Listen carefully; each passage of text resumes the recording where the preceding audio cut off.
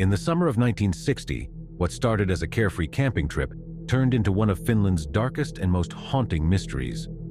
At the picturesque Lake Bodom, surrounded by dense forests, 4 teenagers, 2 boys and 2 girls, pitched their tent for a night under the stars. By morning, 3 were dead, and 1 was barely clinging to life. The scene that greeted authorities was as baffling as it was brutal. The 3 victims, Mila Björklund, Anja Mäki, and Seppo Boisman, had been stabbed, bludgeoned, and attacked with such force that their injuries shocked even seasoned investigators. Mila was the worst injured, suffering far more stab wounds than the others, suggesting a disturbing personal rage. Meanwhile, Niels Gustafsson, the sole survivor, was found outside the tent with severe injuries, including a fractured jaw and concussion. What made the case even more chilling was the complete lack of evidence. There were no footprints leading to or from the campsite, no signs of a struggle inside the tent, and most baffling of all, no murder weapon was ever found. The lack of physical clues left police scrambling for answers. The investigation was extensive, but ultimately fruitless. Detectives interviewed locals, searched the surrounding area for clues, and even drained parts of Lake Bodom in a desperate attempt to find the weapon. Still, they came up empty-handed. The lack of progress fueled wild speculation and fear. Who could commit such a heinous act, and why?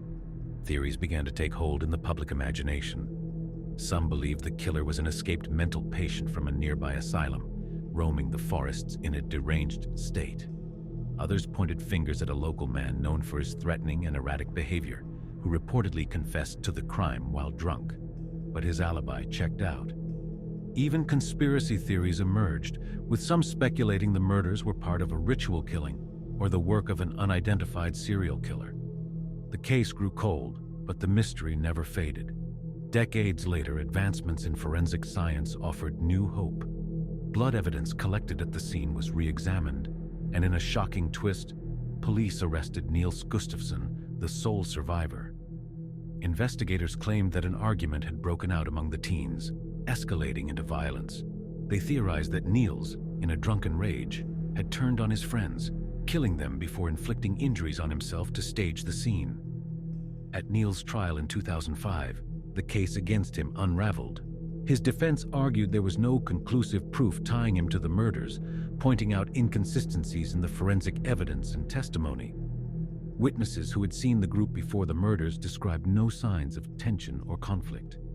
In the end, Niels was acquitted, leaving the case as unsolved as ever. To this day, Lake Bodom remains a symbol of fear and fascination in Finland. Locals tell stories of strange occurrences near the campsite, phantom screams in the dead of night and eerie lights flickering over the water. Many refuse to visit the area, believing it to be cursed or haunted by the victims' restless spirits. Was this a tragic case of jealousy and rage, the work of a faceless killer, or something darker and unexplainable? Over 60 years later, the truth remains buried in the shadows of Lake Bodom, where questions linger and answers seem forever out of reach.